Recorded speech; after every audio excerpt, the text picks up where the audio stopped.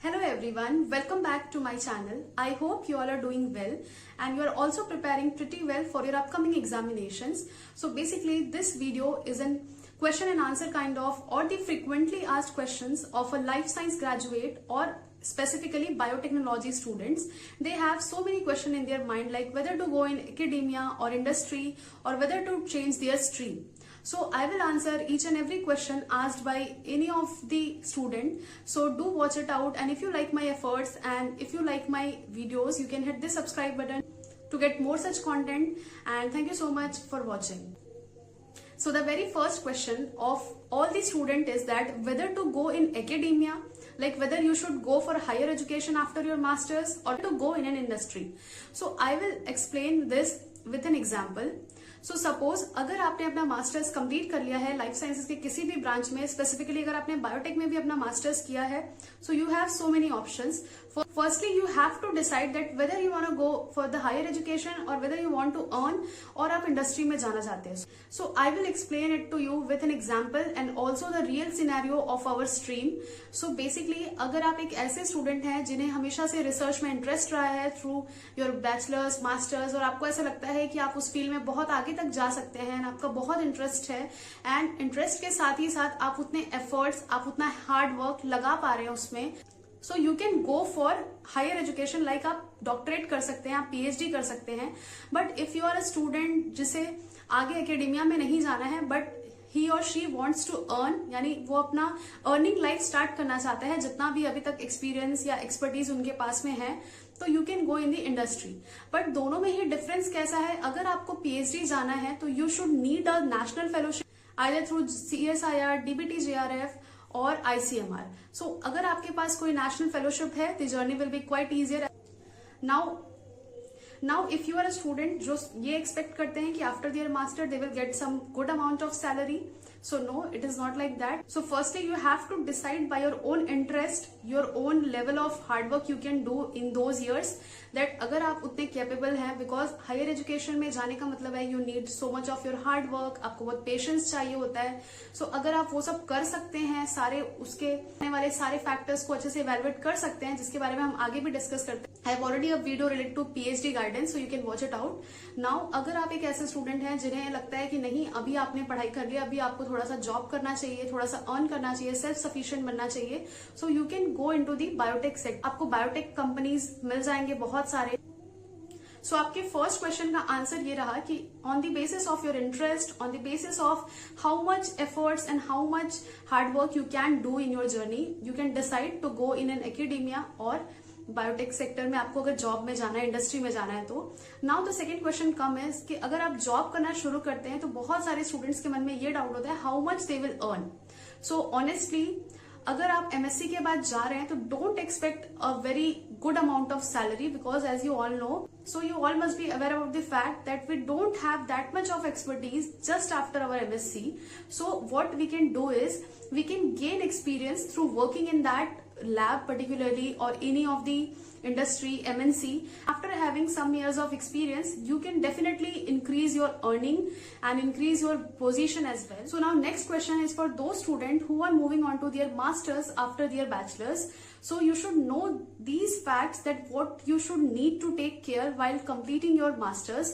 So basically you need to crack some of the national level exams in life sciences or specifically biotechnology, because through that you can gain some good amount of fellowship. And also if you want to go in an academia, like if you want to go for higher education, if you want to do PhD, then you can use that fellowship after qualifying that exam.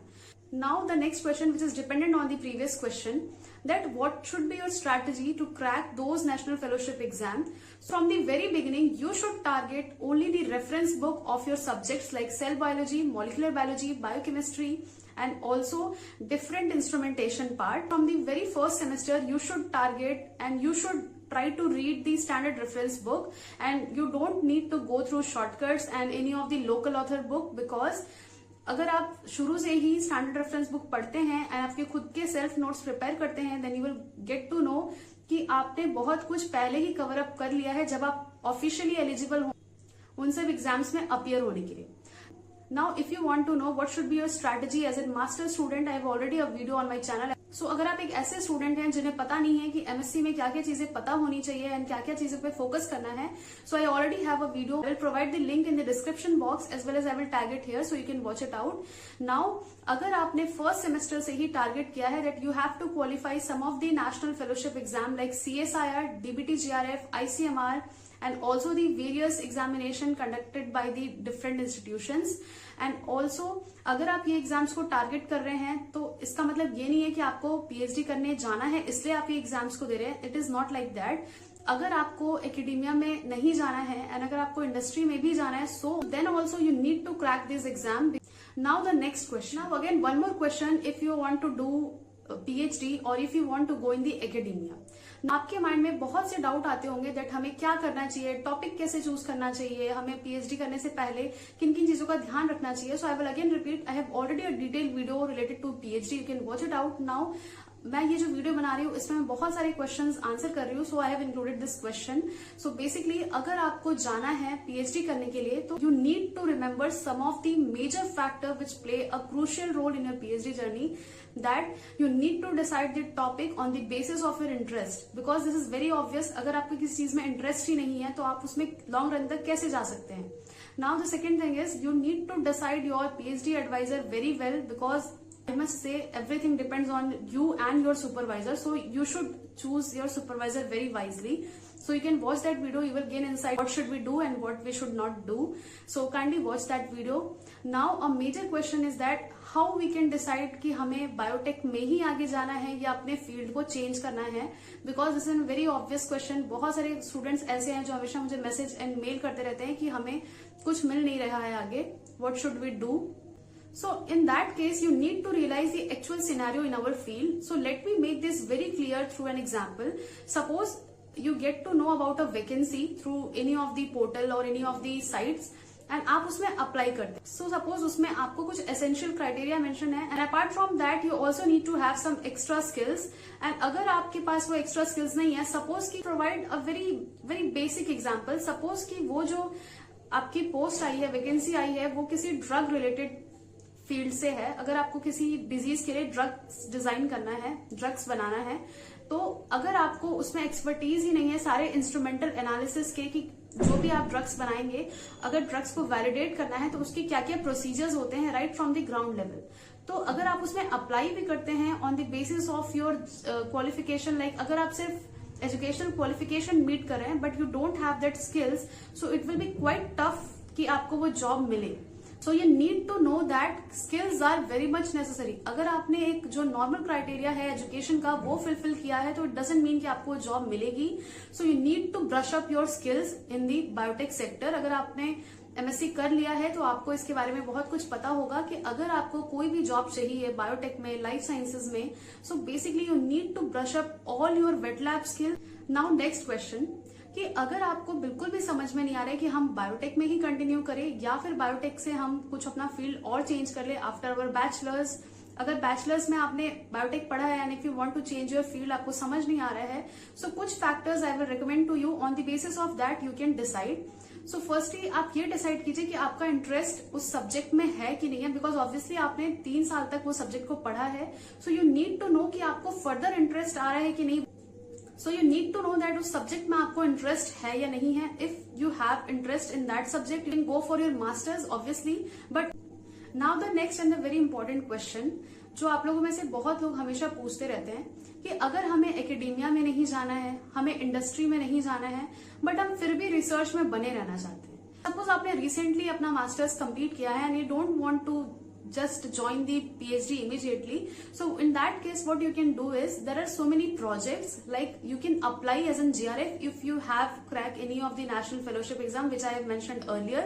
So in that case आप किसी भी lab में as पर your interest apply कर सकते हैं, because there are so many lab in India. So you have so many labs, like CSIR के बहुत सारे लैब्स हैं, आईसर्स हैं, IITs हैं. आप उसमें इधर इंटर्नशिप के लिए अप्लाई कर सकते हैं, या फिर जो उनके एनुअल प्रोजेक्ट्स चलते रहते हैं आप उसमें अप्लाई कर सकते हैं एज पर your field. So you can apply in that. आपको एक GRF जितना अमाउंट मिलता है, and so you can apply as an GRF. And अगर आपको मिलता है तो आपको बहुत कुछ सीखने भी मिलेगा. In that time and during that time period you will get to know कि आपको इसी फील्ड में आगे जाना है या फिर आपको कुछ और करना है. सो आई विल रिकमेंड कि 1 से 2 इंटर्नशिप अगर आपको मिलता है तो, या फिर इंटर्नशिप के अलावा आप एज ए GRF भी ज्वाइन कर सकते हैं. मल्टीपल प्रोजेक्ट्स इंटरेस्ट किसी भी बायोटेक की फील्ड में है, so I will definitely recommend कि कोई ना कोई इंटर्नशिप कीजिए या फिर किसी प्रोजेक्ट में अप्लाई कीजिए. नेक्स्ट पार्ट इज कि हमें ये सारी चीजें अप्लाई करने से पहले क्या क्या चीजों को ध्यान में रखना होता है. So I will answer this through my experience. So अगर आपका एम क्लियर है, अगर आपका विजन क्लियर है कि आप हायर एजुकेशन में जाना चाहते हैं, आप PhD करना चाहते हैं एंड उसके बाद फर्दर रिसर्च में ही रहना चाहते हैं, सो आई विल रिकमेंड कि आप अपने मास्टर्स में ही जितनी भी स्किल्स आपको सिखाई जाती है अपने लेबोरेटरी में, अपने इंस्टीट्यूशन में, उसको प्रॉपरली हैंड्स ऑन करना सीखिए. जितना भी आपको एक्सपोजर मिलता है try to grasp it, because on the basis of that exposure you will gain the further experience. So आपको क्या करना है, अपने मास्टर्स में जितना कुछ सिखाया जा रहा है उसको बहुत अच्छे से सीखना है. And after that try to do at least 1 internship, 1 dissertation आपको करना चाहिए. बिकॉज अगर आप इंटर्नशिप के लिए या फिर अगर आप प्रोजेक्ट के लिए अप्लाई करते हैं तो आपको बहुत कुछ ग्राउंड लेवल से सीखने मिलता है. That what exactly is research. आप 6 मंथ का इंटर्नशिप कर सकते हैं, 3 मंथ्स का कर सकते हैं, even more than that depending on your institution norms. So उस टाइम पीरियड में आपको एक्चुअल में जानने मिलेगा रिसर्च जर्नी के बारे में कि कैसे कोई भी आइडिया को कन्वर्ट करते हैं एक फ्रूटफुल कंक्लूजन में. आपके माइंड में कोई भी आइडिया अगर आ रहा है तो आप उसे कैसे एग्जीक्यूट करेंगे, क्या क्या ऑब्जेक्टिव्स फ्रेम करेंगे, क्या हाइपोथेसिस लेके चलेंगे, एंड आपको कैसे उसे प्रूव करना है अपने एक्सपेरिमेंट से. एंड फाइनली आफ्टर कंप्लीशन आपके पास एक सॉलिड कंक्लूजन होता है कि आपने जो भी रिसर्च आइडिया लेके आपने चला था, जो हाइपोथेसिस लेके चला था, वो कहाँ पे मीट हो रहा है, क्या क्या उसमें आपने आउटकम जनरेट किया है थ्रू योर रिसर्च. तो ये सारे प्रोसेस को बहुत अच्छे से समझने के लिए you need to do any internship, project, या फिर जैसे मैंने अभी बताया कि आप GRF भी ज्वाइन कर सकते हैं. नाउ नेक्स्ट क्वेश्चन, आप लोगों में से बहुत लोग पूछते हैं कि हाउ टू रिवाइज प्रॉपर्ली या फिर रिविजन स्ट्रैटेजी क्या होनी चाहिए. सो बेसिकली अगर आप कोई भी एग्जाम टारगेट कर रहे हैं एंड अगर आपने पूरा सिलेबस के अकॉर्डिंग पढ़ा है और आप क्या करते हैं, नोट्स बनाते हैं. अगर आप प्रॉपर, सपोज एक एग्जाम्पल से समझते हैं, अगर आप ट्रांसलेशन का पूरा प्रोसेस पढ़ रहे हैं, सो आपके नोट्स में क्या क्या चीजें इंक्लूड होनी चाहिए. आपके नोट्स में ट्रांसलेशन का पूरा प्रोसेस, कितने स्टेप का वो प्रोसेस है, like initiation, elongation, termination, and after that कौन कौन से फैक्टर्स इनिशिएशन में इन्वॉल्व है, इलोंगेशन में, एंड लाइकवाइज टर्मिनेशन में, एंड हर फैक्टर का जो सब यूनिट्स है या फिर वो किससे बना होता है, एंड हर फैक्टर का क्या पर्टिकुलर रोल है, वो सब आपके नोट्स में इंक्लूडेड होने चाहिए. आपका जो नोट्स है उसमें बहुत ह्यूज सेंटेंसेस, पैराग्राफ आपको अवॉइड करना चाहिए. इट शुड बी लाइक, अगर आप 8 से 10 पेजेस का कंटेंट अगर आप पढ़ रहे हैं तो उसे आपको समअप करना है, समराइज करना है सिर्फ और सिर्फ 1 पेज में. बिकॉज अगर आप अपने नोट्स को ही बुक जैसा बना देंगे तो better you should refer books, because उसमें colourful pictures and beautiful diagrams होते हैं ताकि आपको अच्छे से समझ में आए. नोट्स हम इसलिए बनाते हैं ताकि हमें चीजें समझ में आए, हमें जल्दी से समझ में आ जाए. अगर हम एक बार भी उसको गो थ्रू कर रहे हैं तो हमें सारी चीजें, सारा प्रोसेस जो भी हमने पढ़ा है, कॉन्सेप्ट क्लैरिटी हमें मिल जाए, हमें बुक रेफर ना करना पड़े. So it should be concise and crisp, to the point होना चाहिए, एंड अननेसेसरी चीजें उसमें नहीं होनी चाहिए. एंड ऑल्सो आप अपने नोट्स में हमेशा अपडेट करते रहिए, बिकॉज हमेशा कुछ ना कुछ चीजें जो होती हैं रिसेंट एडिशन में वो हमेशा आते जाता है. एंड ऑल्सो आपको अपने नोट्स को कितने बार रिवाइज करने चाहिए या फिर इन जनरल रिविजन कितने बार करना चाहिए. So it depends on how thoroughly you have read for the very first and the second time.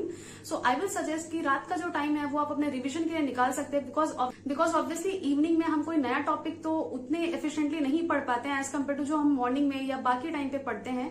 सो आप as per my personal suggestion अपना जो भी रिविजन है वो रात के टाइम में कर सकते हैं. रात में जितने भी आपने नोट्स बनाए उसको गो थ्रू कीजिए, बार बार रिवाइज कीजिए, उस नोट्स के थ्रू क्वेश्चन सॉल्व करने की कोशिश कीजिए. अगर आपको क्वेश्चन सॉल्व हो रहे हैं उस नोट से या फिर आपको बिना नोट्स देखे ही आप क्वेश्चन सॉल्व कर ले रहे हैं, इट मीन्स कि आपको वो चीजें समझ में आ गया है, वो कॉन्सेप्ट समझ में आ गया है. अगर आपको थोड़ी सी भी प्रॉब्लम हो रही है तो you need to refer your book कि आपने सही नोट्स बनाए हैं कि नहीं है, कोई पॉइंट रह तो नहीं गया है. तो ये सारे फैक्टर्स आपको ध्यान में देने हैं. क्वेश्चन कि ना कौन कौन से बुक्स होते हैं, हमें कहाँ से ये बुक्स मिलेंगे, जो हमें एक बायोटेक्नोलॉजी स्टूडेंट होने के नाते पता होनी चाहिए कि कौन कौन से सब्जेक्ट के कौन से स्टैंडर्ड बुक्स हैं and how to have those books. So for that, I will provide the video regarding the different books in biotechnology you should have. So you can check it out, and आप मेरा Telegram channel join कर सकते हैं. I provide every possible detail and every books related to biotechnology in that channel. So you can join it. I will provide the link in the description box. अगर आपको आज का video अच्छा लगा हो, do hit the like button and I will also provide the next. तब तक के लिए आप इस वीडियो के कमेंट में ही अपना क्वेश्चन डाल सकते हैं अगर आप कुछ भी जानना चाहते हैं इस फील्ड से related. And thank you so much for watching.